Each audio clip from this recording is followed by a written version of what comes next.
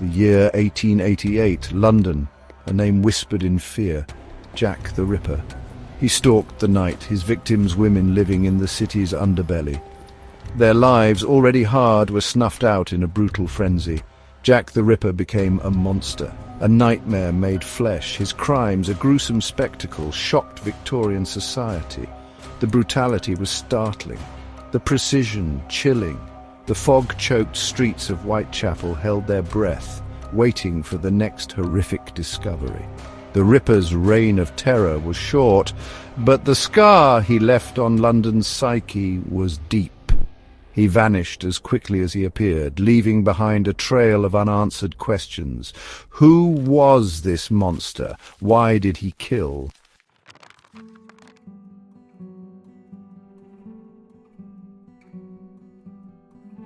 Five women: Mary Ann Nichols, Annie Chapman, Elizabeth Stride, Catherine Eddowes, Mary Jane Kelly. Their names forever linked to Jack the Ripper, their lives tragically cut short. They were mothers, daughters, sisters. The Ripper saw only victims. Panic gripped London. The police, overwhelmed, searched desperately for the killer. Every shadow seemed to hold the Ripper. Every whisper could be him. Fear was a tangible presence in the city. Newspapers printed sensationalized accounts of the murders. Theories ran rampant. Was it a doctor? A butcher? A madman? Each new clue only deepened the mystery. The city held its breath, waiting, wondering.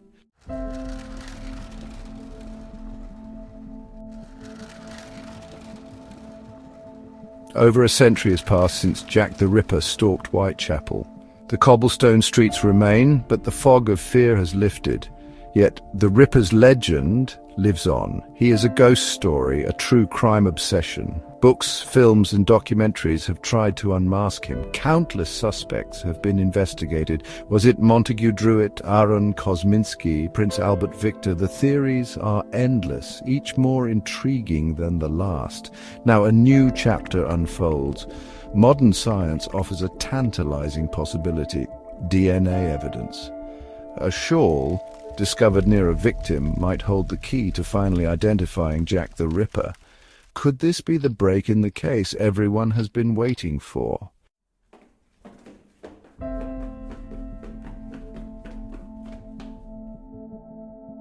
Imagine London in 1888, not the grandeur of Buckingham Palace or the Houses of Parliament. Picture instead the East End, a festering sore of poverty and despair.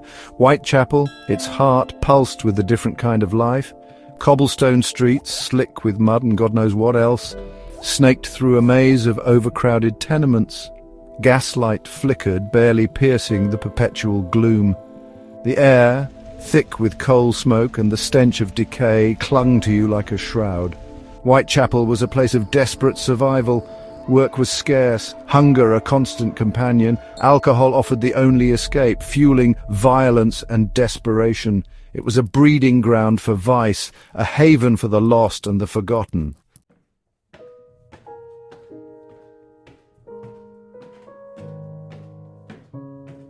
In this abyss, women walked a precarious tightrope. Many, widowed or abandoned, were forced into the oldest profession to survive. They sold their bodies on these unforgiving streets, their lives a cycle of fleeting pleasure and harsh reality. They were mothers, daughters, sisters. But in the eyes of society, they were invisible, outcasts. Their lives deemed meaningless, their deaths barely a ripple in the murky water. Among them walked Polly, Annie, Elizabeth, Catherine, Mary Jane. Their names, now etched in history, were then just whispers in the wind. They lived on the edge, clinging to the fringes of society, until fate, in the form of a monster, intervened.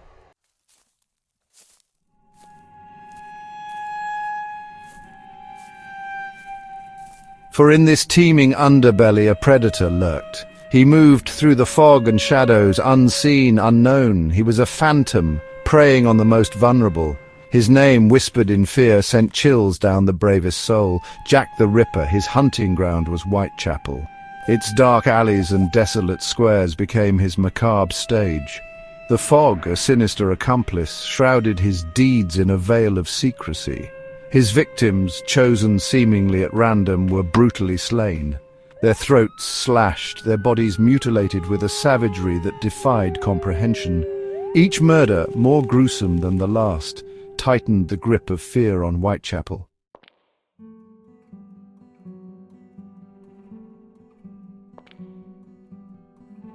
Mary Ann Nichols, a life worn down by hardship, was the first to fall. Then Annie Chapman, her dreams turning to dust. Elizabeth Stride, her spirit finally broken. Catherine Eddowes, her laughter silenced forever. And finally Mary Jane Kelly, her beauty forever frozen in death. Their names, once lost in the anonymity of Whitechapel, became synonymous with horror. Their faces, captured in post-mortem photographs, stared out from newspapers, a stark reminder of the city's nightmare. 5 lives, brutally extinguished, 5 women forever linked by a shared tragedy. They were mothers, daughters, sisters, but in death they became something more, symbols of vulnerability, of terror, of the dark side lurking beneath the veneer of Victorian society.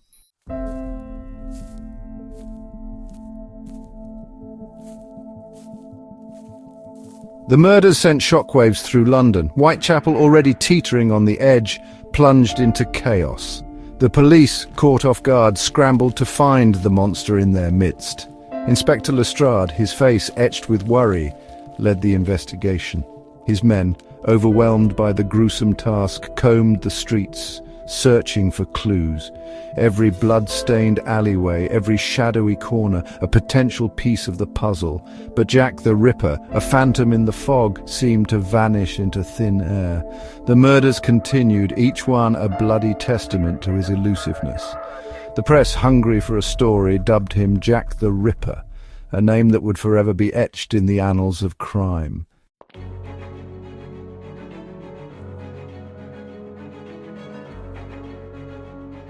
Fear was a palpable presence in Whitechapel. Women, terrified of becoming the Ripper's next victim, huddled indoors after dark. Whispers followed you down the street, every stranger a potential suspect.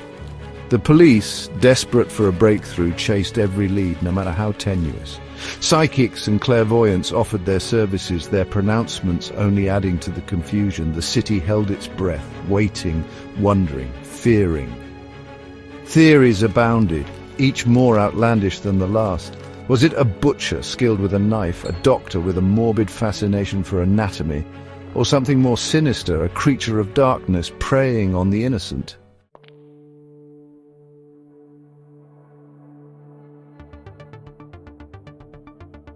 Then a chilling development. A letter scrawled in red ink arrived at the Central News Agency. "Dear boss," it began, "I keep on hearing the police have caught me, but they won't fix me just yet." It was signed Jack the Ripper. Was it a hoax, a cruel prank designed to further terrify the city, or was it a chilling glimpse into the mind of a monster? The police, unsure what to believe, investigated nonetheless. The letter, dubbed from hell, became a macabre calling card. The Ripper, it seemed, enjoyed the attention. He was playing a deadly game of cat and mouse with the police, and the city was the playing field. Each murder, a move on his part, a taunt, a challenge.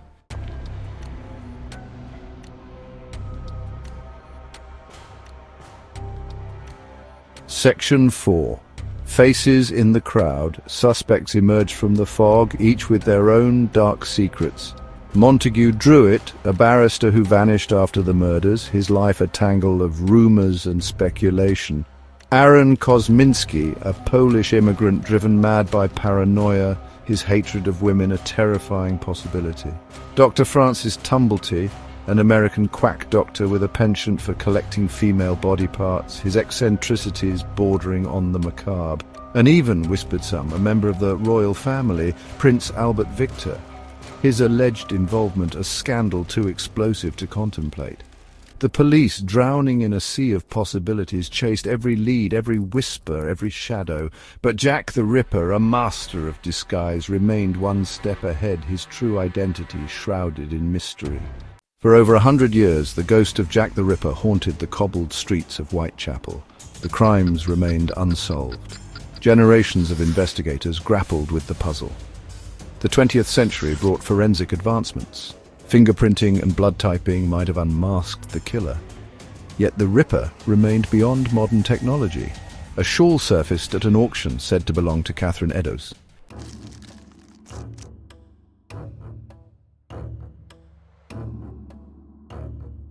The shawl, a tangible link to that gruesome autumn of terror, became the focus of intense scrutiny. Its provenance was carefully traced, its history meticulously documented. Could this be the break investigators had been waiting for? Dr. Jari Luolainen, a renowned geneticist, took on the challenge. He believed that the shawl, if authentic, might hold traces of the killer's DNA. It was a long shot, a microscopic needle in a haystack of time, but the possibility, however slim, was too tantalizing to ignore. The shawl, a silent witness to a horrific crime, held its secrets close. But under the microscope's unflinching gaze, those secrets began to unravel. Tiny cells, remnants of a struggle, offered a glimmer of hope.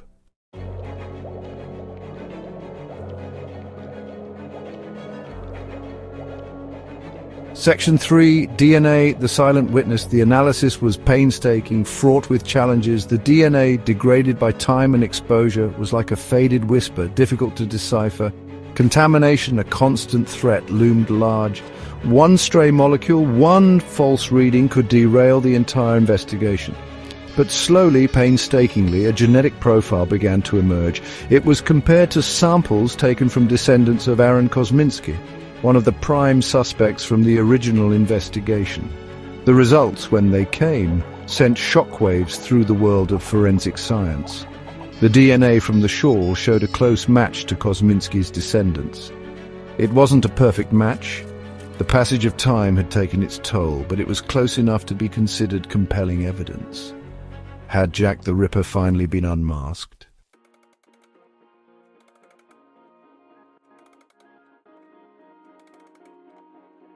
Section 4. Aaron Kosminski, guilty as charged. The news reverberated around the globe. Aaron Kosminski, a Polish immigrant living in Whitechapel at the time of the murders, had long been suspected but never charged. He was a barber, familiar with knives, and suffered from paranoid delusions, his hatred of women well documented. Could this be the definitive proof that had eluded investigators for over a century?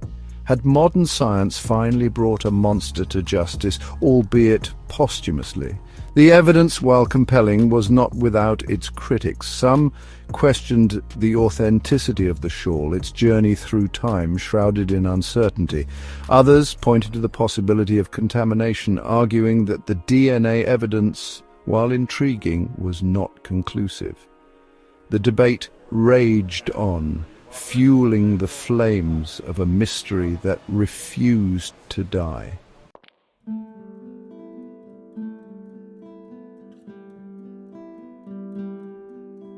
Section 1. A shawl of doubt. The shawl, once hailed as the key to unlocking the Ripper's identity, quickly became a lightning rod for skepticism. Its journey from a blood-soaked street in Whitechapel to a 21st-century laboratory was long and winding. Critics pointed to gaps in the chain of custody, missing links in the shawl's provenance. How could anyone be certain this was the garment worn by Catherine Eddowes? Time had eroded certainty, leaving behind doubt. Section 2. Contamination, the unseen enemy. DNA analysis is a delicate science, vulnerable to the slightest misstep. The tiniest speck of foreign DNA could contaminate the sample. In a case this old, the risk of contamination was significant. The shawl had been handled by countless individuals, each leaving behind their own genetic signature. Even the air itself could have deposited strayed DNA onto the fabric. Was the genetic material truly that of the killer, or a red herring? Critics argued the DNA evidence fell short of definitive proof. The possibility of contamination cast a long shadow over the findings. Could a case this old be solved by a science still in its infancy? Section 3. Ghosts of Whitechapel, the alternative suspects. The ghosts of other suspects lingered in the fog of speculation. Montague Druitt, the troubled barrister, remained a tantalizing possibility. Dr. Francis Tumblety, the flamboyant American doctor, had a macabre fascination with the female anatomy. His sudden departure from London placed him in the frame of suspicion. And let's not forget the whispers of a royal conspiracy, rumors that Prince Albert Victor was involved.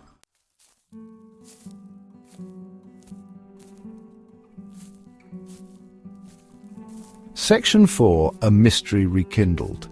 The DNA evidence, while not the slam dunk some had hoped for, breathed new life into a case long thought cold. It reignited the debate, fueled the fires of speculation, and reminded the world that some mysteries, like the fog itself, have a way of lingering long after the sun has set. Was Aaron Kosminski truly the monster who terrorized Whitechapel all those years ago? Or was he just another name on a long list of suspects destined to be debated and dissected by armchair detectives for generations to come? The answer, lost in the labyrinth of time and speculation, remained elusive. The mystery of Jack the Ripper, it seemed, was destined to endure, a chilling reminder of the darkness that can lurk even in the most civilized of societies. Jack the Ripper, synonymous with terror, casts a long shadow over history.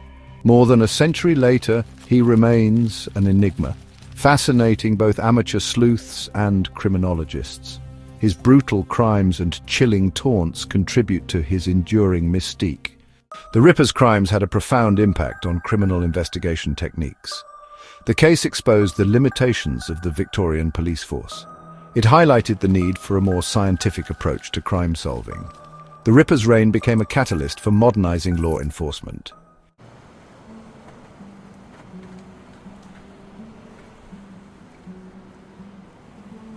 Today, Jack the Ripper walking tours are a popular attraction in London, drawing visitors eager to retrace his steps through the darkened alleys and gaslit streets of Whitechapel. Pubs and buildings associated with the case have become sites of macabre pilgrimage, their walls echoing with whispers of the past. The Ripper's enduring legacy is a testament to our enduring fascination with the dark side of human nature. He represents the unknown, the unknowable, the shadow self that lurks beneath the veneer of civilization. His story, a chilling reminder of the fragility of life and the darkness that can lurk in the human heart, continues to fascinate, horrify, and inspire in equal measure. He is a ghost story, a true crime obsession, and a cultural phenomenon all rolled into one.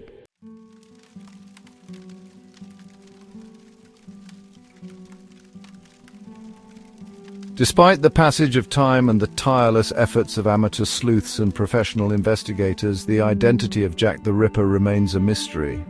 Theories abound, each with its own set of supporters and detractors, but none have provided a definitive answer. Whether the DNA evidence pointing to Aaron Kosminski will finally put the case to rest remains to be seen. Even if it does, it is unlikely to quell the fascination with this enigmatic figure. Jack the Ripper, the Phantom of Whitechapel, continues to haunt our collective imagination. He's a reminder that some mysteries are destined to remain unsolved, their secrets lost in the labyrinth of time, and perhaps in the end, that is what makes his story so enduringly compelling.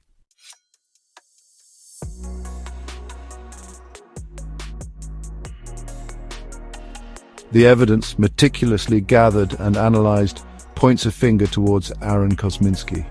The DNA, though fragmented and whispering through time, seems to link him to the very shawl clutched by Catherine Eddowes on that fateful night.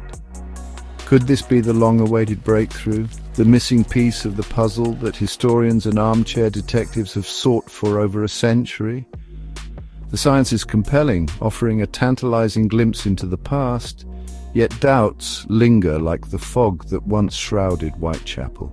The shawl's journey through time, a tangled web of ownership and speculation, leaves room for skepticism.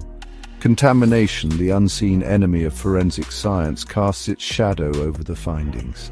Can we truly be certain, beyond a shadow of a doubt, that Kosminski was the monster who stalked those cobbled streets? The mystery of Jack the Ripper endures. Even if Kosminski's guilt were proven, would it quell our fascination? The Ripper has become a symbol of darkness beneath civilization, a bogeyman, a cautionary tale whispered through generations. His name conjures images of fog-choked streets and blood-stained cobblestones. We keep returning to Whitechapel, searching for answers that may elude us.